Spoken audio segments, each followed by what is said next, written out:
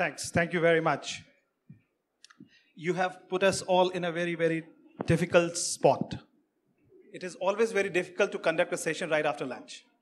Right? I'm hoping that you've all had light lunch and none of you is feeling sleepy. By the way, there is a contrast in the AC temperature outside and here, which is making it less cozy, so I'm sure you are going to stay awake. All right. So, first of all, thanks a lot for putting together such a great show, Nullcon guys. As the topic has been introduced, managing cyber risk in the connected environment. So if you look at the journey that mankind has had, we started from a stone age and right now we are in the digital age, right? Look at the communications that we used to do. I mean, most of that communication we have not done, but we only read in the history books. So our forefathers did not know how to communicate. Then they learned to communicate through the caricatures, through the symbols and pictures, etc. And then they said, okay, figured out, okay, birds can also be used for making communications, right? Then we moved to the telegraph and then arrived in 1990, which US government used for the first time internet for emails. Right? And thereafter, it just changed the world. And look at right now, there's so many instant messaging solutions are there on your fingertips, right, for making the communication. So it certainly has evolved tremendously. There is a big transformation that has happened in terms of the evolution of communication technology. Similarly, if you look at how the industry systems have evolved. So first revolution of industry, which is also known as Industry 1.0, that was based on steam gas. Did you all know it? That was based on steam gas. Then came the second revolution of industry, which was electricity-based production systems, which had the assembly lines. And the third generation of the industry, which had microcontrollers, microprocessors, and also the PLC and SCADA systems, some of them. So they were all controller-based. Till about 2 or 3 years ago, when the fourth revolution of industry took place, which is known as Industry 4.0, which is creating big boom in the market these days, and it is all about the connected world. Wi-Fi is there, your GSM is there, your big data is there, cloud is there, your internet is there, 4G, 5G, everything is there. So all the industry systems are being operated in this connected environment. Backbone, which is IT, is connecting and then completely moderating the complete assembly line and the throughput, output of the production line as well. So such is the massive transformation that we have all witnessed over last few years and decades. What we're going to be doing is, when this transformation happens, we have moved from the stone age to digital age. This is all presenting a lot of cyber risk, a lot of risk which relates to the digital environment, as we call them. We're going to be just delve into what are the specific risks which we as the security professionals need to be aware of and how we can kind of take into cognizance their remedial actions, and we can just go back and then see either in our organization or the clients that we are servicing to, how they can become more effective when it comes to dealing with such risk in the connected environments. Look at the cars. Cars are connected these days, right? Vehicle-to-vehicle communication is happening. Our home automation solution is there. So you no longer have to turn on the AC when you reach home. When you are about 3 kilometers before home, you can turn on the AC, right? So such has been the transformation. We're going to be looking at what all this connected world presents the cyber risk to us and how we're going to be, as a responsible security professional, addressing this. To take the proceedings further, I've got a panel from various facets of industry. I'm just going to be calling them upon. Kabir Mulchandani, he is the managing director with Synopsys, and he has been very passionate about software, secure software development, agile, including security in agile framework, in DevOps, also how product security needs to be taken to the next level. Kabir, please, if you can come on. Next, we have, thank you. Next, we have Ram Hegde. He is the Chief Information Security Officer for Genpact India. And he told me that he has seen Genpact itself transforming over a period of time. So surely he'll have a lot of insights to throw into. Ram, please. We have Vijay Swamy from Vmware. He is the Global Compliance Officer for Vmware. And he is going to be sharing with us the perspective on how compliance, I can see a smile on a lot of people's faces, how compliance treats and is going to be addressing such challenging environment. Vijay, please. Other gentleman that we have on the panel is Sudarshan Rajagopal. He is the cyber defense leader for Shell, Royal Dutch Shell. And he told me that he started his career as a hacker, ethical though. Right? So it is going to be quite a good conversation, I'm sure. All right. Thank you so much. So as we just said that the evolution or transformation of both mankind in terms of the way we use the technology as well as the industry has been immense. I'm just going to start with Kabir. Kabir, in your organization, where you have seen the transformation yourself, right, from chip design you started with, and then to software development, full-blown software development suite that you have, and also in the product development that you do, how do you inculcate the advancement, the cyber risk or the security parameters, while the advancement of the technology which is happening, it's no longer every day being a new day, it is every hour a new hour now. So yeah, thank you for the introduction, Gaurav. So I think from our perspective at Synopsys, we've kind of come full circle on this evolution. Synopsys, for those of you who may not be aware, is in the electronic chip design business. We have been doing this for over 30 years now. So started obviously very kind of independent, siloed type, chip design. And today, if we fast forward, to today's age and date, we are, it's highly interconnected. The whole supply chain is automated. So Synopsys started taking, cybersecurity seriously 7-8 years ago. It became, core to its business because of the trust and reputation, because they help create the chips that are basically part of this interconnectedness of everything. Devices, IoT devices, like you mentioned, the automotive manufacturers, all those chips are, part of that ecosystem. So it was very important for Synopsys to develop secure chips. So, we started, when Synopsys went through this journey of actually just the electronic chip design process, over time they kind of, developed a science and art to do that in a very smooth and, safe way. And so then they said, okay, well, security is now becoming a big concern in the industry. So how do we take kind of our best practices from, chip design and apply it into actually developing secure software, which are, the guts of obviously some of these chips that operate, the firmware. So they started investing a lot, in terms of time and energy in learning in security. What are the risks in developing secure software? So just kind of, just a kind of slight spin off on that. So they actually started a software integrity group, our software security, product and services line of business maybe 4 years ago, because they wanted to kind of start sharing now some of the best practices that they learned with the rest of the community and help organizations deal with this issue. So I think the first thing in this journey is, the traditional risks of operating like a mainframe system or a web app or a mobile app, you kind of need to throw some of those concepts out the window in an interconnected environment, because these are very heterogeneous hybrid environments made up of a lot of different components. There are a lot of products that go into this ecosystem, many products that you haven't developed and you don't know. It's kind of a black box that you're now introducing into your environment. So how do you really kind of look at that interconnectedness of all the different, security, lack of security, or, security that comes into your environment, and how do you kind of manage that ecosystem? So, that risk from a supply chain perspective is one of the key risks that most organizations face. Because usually, working with our clients, typically the mentality is, yeah, that's the vendor's problem, not our problem. But if you think about it, if something goes wrong, if you're relying on these products in your car and there is a safety issue related to that, it's going to become your problem. The car company is going to have to deal with it, not the OEM that developed that specific, IoT device that went into the car. So how do we really kind of change that conversation, right? I mean, in terms of, educating, our customers that they really need to look at security in these products that are coming in. We frequently hear things like, yeah, we don't have access to the source code, or, we don't have the ability to do certain tests. So really, how do you address all these kind of new types of risks? We need, talent that really understands how to kind of take a step back and look at this new ecosystem.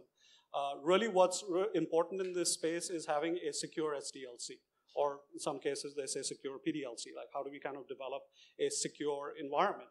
And sometimes there's a misconception because some of these interconnected environments, they say we don't actually create any software. We just kind of plug and play with all these different things and we just integrate. But even in this conversation, it's really important to understand what are some of the things that one can do to ensure that we're understanding the risks in this space and proactively managing to that. So I can give some examples of things that we have worked with our customers to do. One of the important things in this interconnected environment, because it's such a hybrid of different technologies, is to really understand the architecture. So doing an architecture risk analysis, really understanding, architecturally, how are these components getting embedded?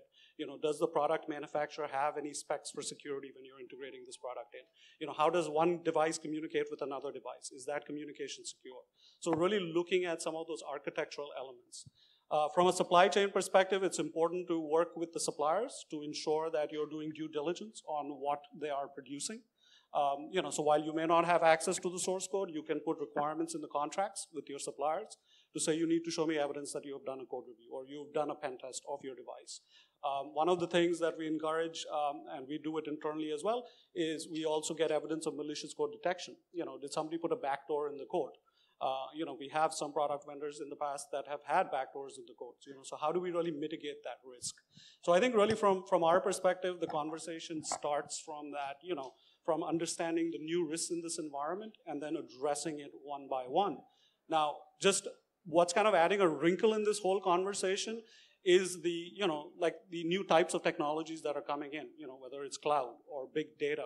The whole concept of, DevSecOps. Well, it really starts with DevOps, and then we have to kind of, change the conversation into DevSecOps. The problem is that most of the people who are developing these solutions, their focus is usability and functionality. Security is really not a feature that's important because their go-to-market strategy is important. They want to be the first one to get to the market. They don't want to be the last one. Security just adds more speed bumps. So how do you kind of use DevSecOps and some of the concepts, in your secure SDLC perspective to really make security kind of part of the process and not a bolt-on onto the process. I sometimes relate security to what quality assurance was 20, 25 years ago. It was always done at the end, and if you had to cut time in a development effort, you just took out the quality assurance and said, okay, we'll skip testing. Security, in a way has kind of become like this in this environment to say, yeah, we'll get to it when we get to it. And if we don't get to it, we'll just address it in the next release and the next release, and it just goes on, and you have a lot of gaps. But, the safety issue in this environment is really important. And so, I think from our perspective, we are kind of using that safety as kind of an angle to really address security. The one comment I do want to make, while we hear this, is like, oh, we are complying with all the regulations. In many of these instances, regulation is either lagging or it's really not even effective. So you're doing kind of all the things regulations telling you to do, but compliance doesn't always equal security. So that needs to be an awareness as part of that risk conversation as well. Thanks, Kabir. Thanks, Kabir. I would come across to you again. There were quite a few notes that I've made, but for now, I'll just go across to Ram. So Ram, Genpact has had a phenomenal journey. You started with BPM as an organization. Now you are into multiple kind of services delivery, etc. And you've got offices across various locations, and you've got multiple partners which are connected too. So from your side, right from the strategy to the design to implementation and then managing it on a regular basis, how do you deal with such challenges, Ram, as a Chief Information Security Officer?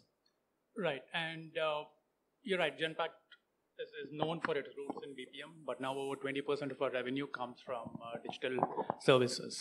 And I'll just spend a minute talking a bit more about digital, because digital means, it's a loosely used word, it can mean a lot of different things.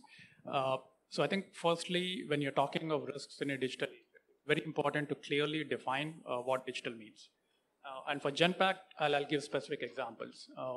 We have acquired AI capabilities and are using it for doing financial spreading. We are building a SaaS platform to do co-vigilance in the pharma environment, which we think is going to be highly disruptive in the life sciences space.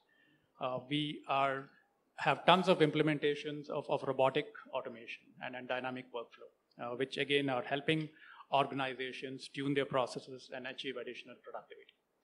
So to us, digital is really about these capabilities, which we have either grown organically or acquired through acquisitions, where we are helping a lot of our clients in their digital transformation. So step one for us is being very clear about what digital is. Step two is being very clear about what the risks are. For us, a lot of these digital assets are layered on cloud technologies, AWS, Azure, Force.com, and so forth. And obviously, there is a lot of risk on cloud. Secondly, a lot of these are acquisitions were made. There's Australia, AI out of Boston, Dynamic Workflow, a company out of Israel, and so forth. And we're looking at integrating all of these capabilities. So that makes for more complexity on top of an already complex environment in cloud. Third, and Kabir touched upon it, we're doing it with speed, right? Because we need to get product out to market. We need to try to deliver value to clients quickly. So you're doing all of that at speed. Fourth, you're dealing with a lot of sensitive data, right? On top of it, you sprinkle compliance regulations. On top of it, you sprinkle client requirements in terms of MSAs. And then you've got a fairly heady cocktail, right? And now you need to make sure as you consume that cocktail, you don't get a bad hangover the next day. So our approach to dealing with this risk is multifold. First, again, it's very important to recognize and be clear what are the services, what are the risks. As Kabir mentioned, when you're talking of cloud, you have to rethink. You can't take your old concepts and kind of layer that on the cloud. So specifically on cloud, we have been early adopters of some of technologies like Casby. We're working with a startup in Silicon Valley doing advanced cloud security monitoring. And as much as I'm a proponent for advanced technologies, I will also say, along with the technology, you need to have the right processes and the right capabilities. Otherwise, it can go for naught. And worse still, you could have a wrong perception of security. It's like taking a next generation firewall with all the bells and whistles and then passing in any rule to it. So you're not achieving anything, right? Secondly, you have to be cognizant of newer risks that come up. So as you're deploying robotic automation, right? So you've got a robot now which is running transactions. Now, what happens about the passwords the robot is using, right? How are those secure? If the robot is dealing with email, can the robot be phished? Can the robot be hacked? So you've got to think through about these newer risks and make sure you're cognizant and you're developing a framework which addresses those risks. I will stress the point on process because very often I think we tend to think big complex problems need big complex solutions which are multi-million dollars. And I can give a lot of examples where we have made simple changes which have had a disproportionate impact. So we put a lot of emphasis on process. And lastly, it's about having the right capabilities. Right? If you don't have those capabilities internally in terms of resources who understand the technology, who have that domain expertise, or with partners, you're not going to make it. So in conclusion, I would say you do have to think very differently, but the fundamental building blocks of security, people, process, technology, partnerships, continue to remain the same. Thanks, Ram. Thank you so much. So what is coming across as a common theme in both the gentlemen that's highlighted is competency and focus on the right processes before you get on to the technology aspect of it. All right. I'll just go across to Sudarshan. Sudarshan, yours is an organization which is physical, digital, physical, right? So right from the crude oil extraction to processing it into your midstream to kind of cascading into your downstream, where sophisticated ICS and SCADA systems are in use and high-end IT systems are also being used. So in this interplay, what are the few things that you are doing differently to identify the challenges and thereby addressing those challenges? Thanks, Gaurav. You guys can hear me? Okay. That's a good question, what we are doing, but let me just explain how the oil and gas industry is and how Shell is actually part of it. We have upstream where we do extraction right from the extraction, so you need exploration, extraction, and you have a lot of technologies and tools which you use, and which goes on the IoT front, which goes from a SCADA front. Then you have transportation, which actually moves the liquid gas to make it gas. We have the largest floating device on Earth, which is there. Then we have the midstream, which is the refinery, where you're processing all the oil, crude oil and stuff like that. And of course, then the retail, where we all go to Shell and fill gases, right? So there's a lot of data which comes in, and a lot of technologies which we use in are pretty new, and also we have the range of legacy system.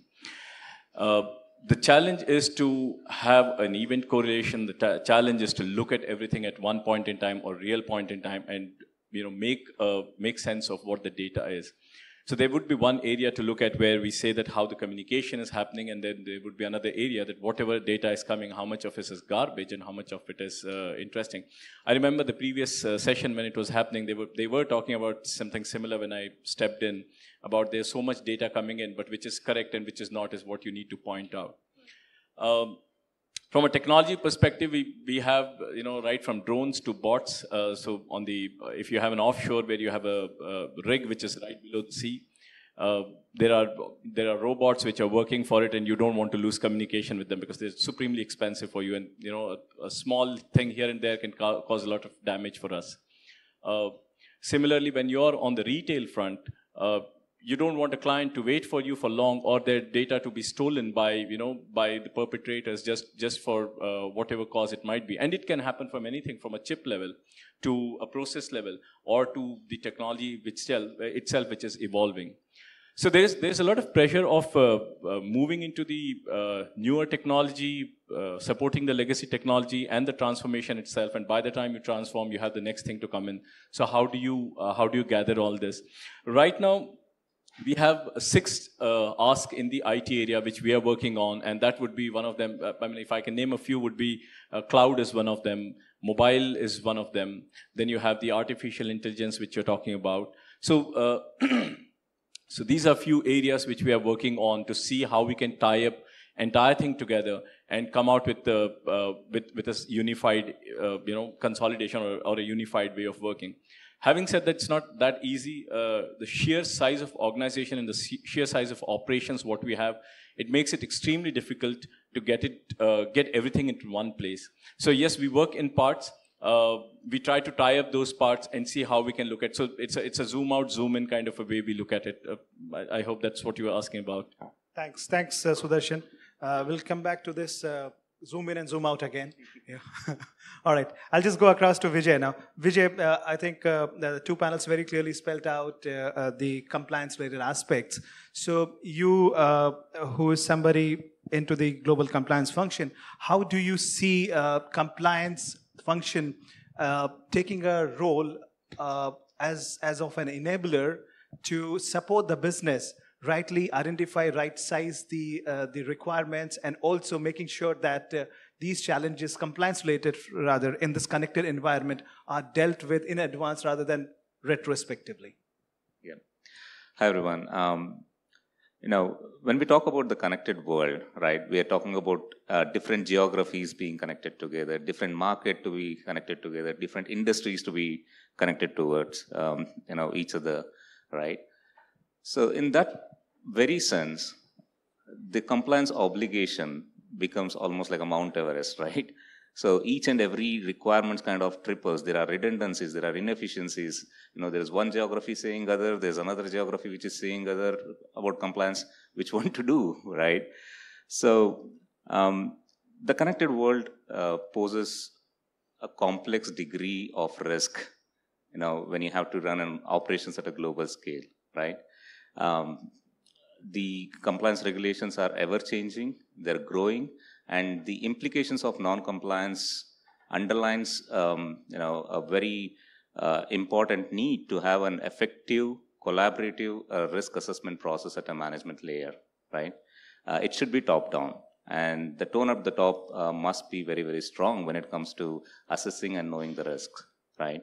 So, having said that, one of the key things that I would like to emphasize here is when you're trying to do a risk assessment program or a compliance program at a global level, you will not know anything and everything, right?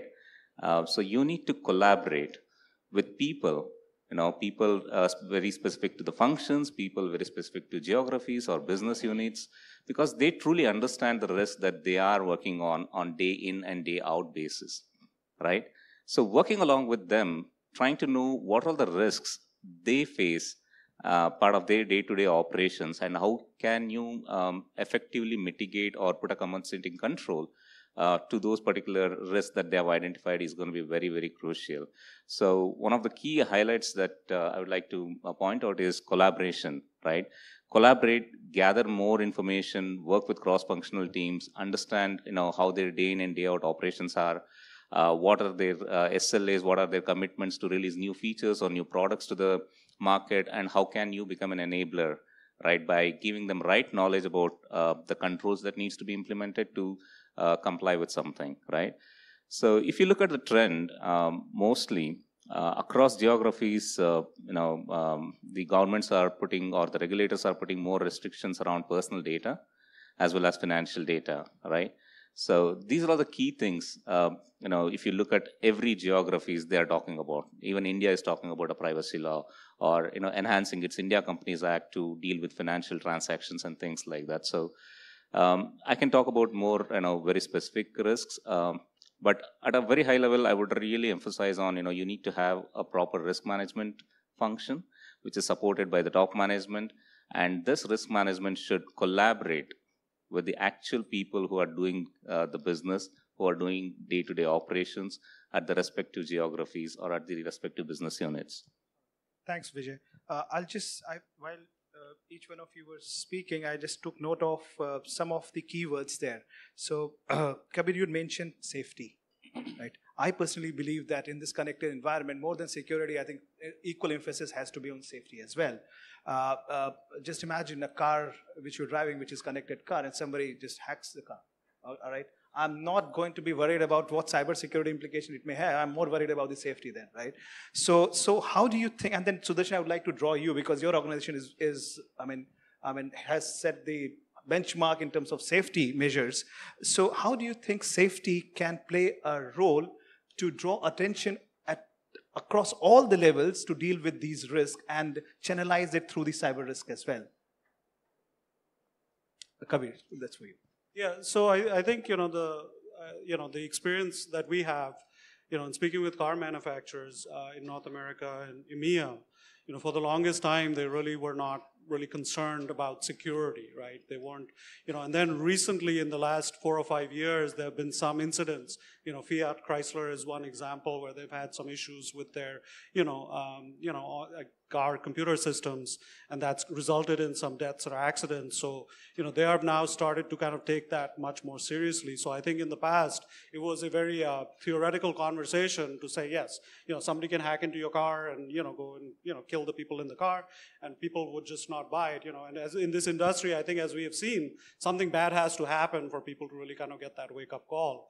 So I think the automotive industry, we are now seeing a lot of focus on, security through the safety angle.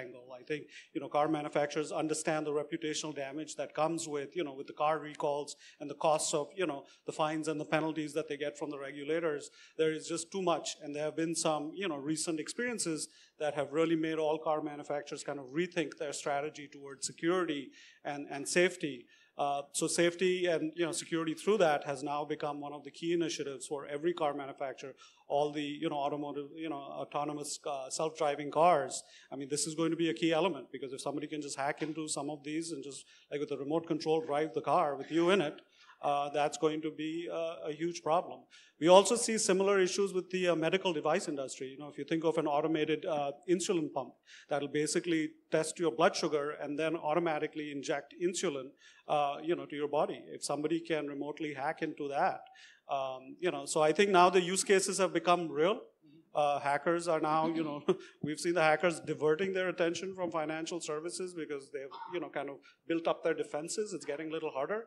So now we're seeing the hackers getting smarter and say, okay, let's try and, do like hold these systems hostage, and then we can do ransomware attack, type of ransomware type situation where we'll hold the companies hostage. So I think because these events have become real, I think now we're starting to see a lot more awareness in this space. Thanks, Kabir. So with that, I'll just go across to Ram. As a CISO, do you think safety should become part of CISO charter also? I know I'm putting you in dock, but then it just came across. Yeah, to me, it's really more of the evolution of cybersecurity, right? And I think historically, we have talked about cyber in terms of the confidentiality aspect, right? It's about protecting data, hackers take data, and identity theft, and then using them, misusing the data, right?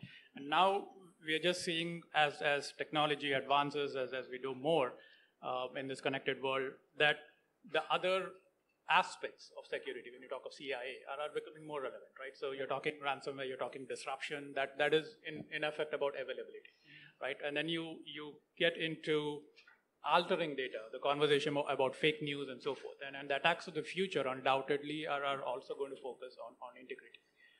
So my answer, I think, is really that it's just an evolution.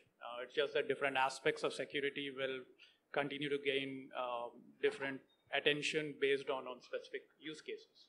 And this probably more so as insurers get into the act. And now you have, if cars are under regulations and you have recalls for defective systems, right? But should you extend that to connected cars and to technology? Historically, product liability has been an issue that companies have gotten away with. But I think this will now provoke interesting conversations now that you have potential loss of life in question. Right. Thanks, Ram. Before I just kind of go to the audience, I had picked up one more item from, I think, that some of you talked about.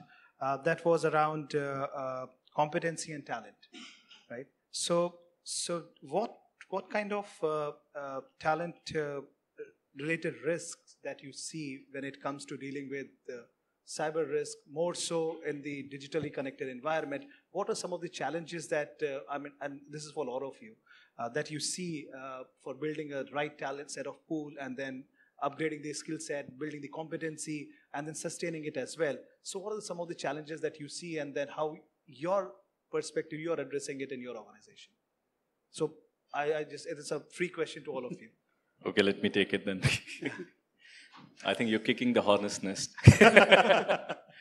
I think talent has multiple facets if you look at it, and that's a challenge, I'm sure, across the globe, or across India, what we see. Let's start from the beginning. I think our education system itself spoils us, or our social fabric spoils us, where we believe that every year we need to pass the exam and become the next, and run behind a job role or a job title rather than a job role. And it puts a lot of pressure. And then the social pressure. Oh, you're still the same. Oh, you're still the same. My son is this. My son is that. I think that's what spoils the entire fabric of when you look at it from this perspective.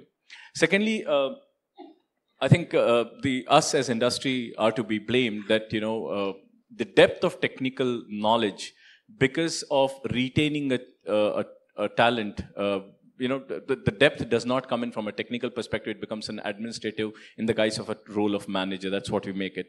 And if I may use the word, we're creating. I can't find a better, but we are creating managers in terms of we're creating bad managers of a good techie. So we need to find a way how we can give them a technologist also equal elevation as we do for a management or a salesperson, especially in your industry, Gaurav, and nothing against it. But if you look at it, and I've been part of that industry, if you look at it, the challenges, people need to attain numbers, and numbers in terms of buying numbers. So we tend to lose the focus on technology. That becoming part of it, I think the bigger challenge, which I look from a talent perspective, barring these challenges, and of course everyone would talk about it, the bigger challenge I see is we live in a connected as well as a collaborative world. So like our company has a lot of vendors, and we collaborate with a lot of partners. Now, if they are hygienically not understanding what security is or what safety is, as you said, it becomes a huge challenge for us as an industry, because we rely a lot on the partners. It can be right from giving in a component which might be going into a new product or an R&D, and or a hacker who's helping us out to hack into our systems and say, hey, I found this, which is very good because they're trying to help me. But in that euphoria, if this person is talking in a public place to his friend and saying, hey, this is what I found, before we patch the system, we're in deep soup. So that also comes in the, how do we curtail the euphoria, though everyone recognizes it, but just chest thumping or saying I'm a hacker, no one can hack me, is something which we need to teach people, that there's always a smarter person sitting outside, and let's not get carried away by these things. So I think there are facets of it which we need to do it, but hiring a talent with the depth of the knowledge and person who has longevity in that, I think that's my biggest challenge, which I look at it. All right. Ram, you want to take? So I'll be a bit long-winded, excuse me. Interesting topic. So I'll answer it in 3 dimensions, right? Okay. In terms of the supply of talent, right? You just need to walk the halls here. You feel the energy, you see the passion, right? So I think I'm incredibly optimistic in terms of looking at the potential and how this is turning out. Secondly, in terms of how, as a company, to your question, how is Genpact dealing with talent and making sure we can attract and retain talent, right? So I think there's multiple aspects to it. So as Peter Drucker said, strategy, culture beats strategy for breakfast, right? The Genpact version of that is culture beats strategy for breakfast, lunch, and dinner. So there's a lot of focus in the company on culture. So I won't overemphasize that point. Secondly, we are fortunate that our program is very broad and focuses on different aspects, from client assurance to cyber defense to information protection to culture, metrics, governance, and so forth. So it's a good place for individuals to get exposed to various aspects of security. I talked earlier about how we have been early adopters of a lot of leading-edge technologies of a program. And the reason I'm talking about this with a bit of credibility is we have grown our team from 8 to 50 plus in a matter of 3 years. And for the last 2 years, we have won global awards competing with the Fortune 500. So it's this same team which has joined and has delivered this progress. Which gets me to the most important point is if you create an environment where people recognize that they're making a difference, there's support from the board level down, there is internal and external recognition, then I think you start tilting the scales in your favor. And you don't have to take my word for it. I think some of the Genpact team members are out here. Raise your hands, you can have a conversation with them. The third aspect I'll touch upon, which is sort of guarding the optimism a little bit, is a couple of trends which we see, which I think are a bit of a concern across, right? One is around this notion of offer drops, right? You said offer drops, by the way, in case you guys could know. And you sign up and then you kind of back off. And I think that really goes to talk about the ethics and professionalism, which, I mean, we are all professionals, so those have to be foundational building blocks for us. And then secondly, the concept of job hopping, right? So what I would offer is from my perspective, that might help in the shorter term, but it's only when, and especially when folks are looking for a career in a large, global, complex, multinational environment. It takes time, first of all, just to understand the company, what it does. It takes time to really integrate and add value. And in doing that, you develop a lot of skills, which will really stand you in good stead longer term. So it's a bit short-sighted to try to think that, okay, I can just go and check my box here and then move on and so forth. So those are my comments. All right, thanks. That was quite insightful. Okay, I have a couple of more questions, but I'll just hold on to them. I'll just go across to our audience right now. In case you guys have any questions, just raise your hand and then shoot. We are already over time, so we'll take one question from each side. Hi. We have heard about the safety and cyber security of, let's say, cars, but we haven't heard about the safety and cyber security for industrial control system in traditional industry like cement, steel, which have industrial control system which runs an operating system as old as Windows Server 2003, sometimes Windows XP.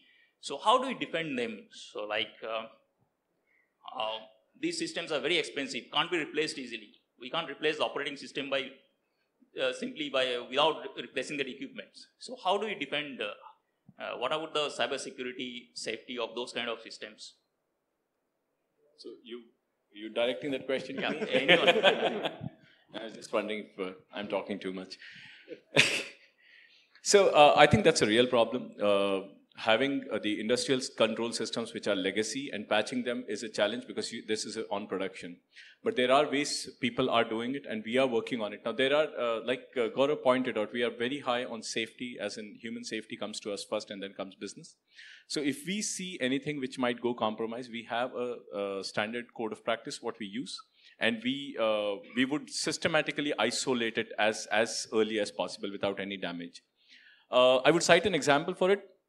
We had Harvey in US this year, and our one of the plants was shut down just because we wanted safety for all the people who were working, and we incurred some losses, but for us, human life was higher.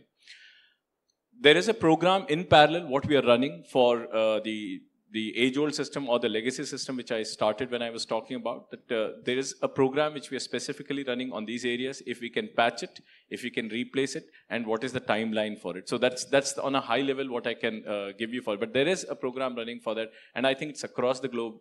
Every company is following it. Anyone on this side? So,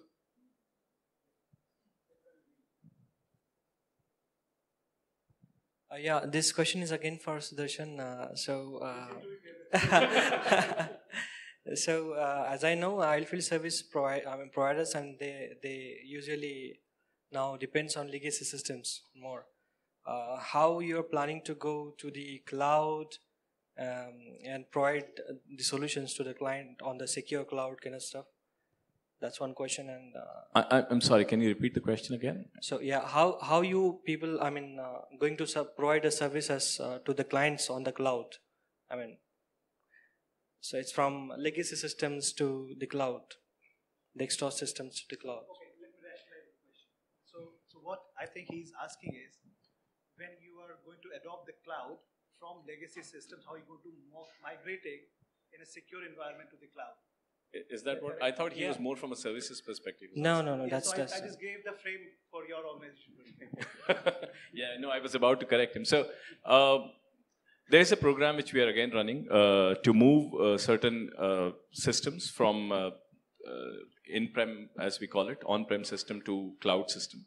And there's a secure channel which we are creating through which we are pumping in the data to the cloud. And then that's... So we have certain norms which are very stringent when it comes from a security perspective. So if the data is of different kind of criticality, which kind of cloud does it go into, and how does it go into? That's how we look at it. So for example, if it is just regular data, it might just pass on through a confidential conduit from our systems which are there right now to the cloud, and it would take some time. And then it is program by program what it moves into. Was that your question? Because I'm still reeling under your question. I couldn't follow that. Does that answer what you're asking for? Thank you.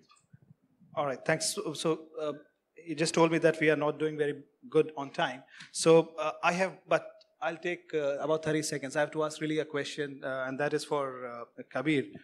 Kabir, can we expect chips in future which cannot be broken into? I wish I could predict the future. I'm not sure how to answer that question. Are you trying us all to be out of job? All right, no, so that was a question for pun intended. All right, so I'll just summarize what panel talked about.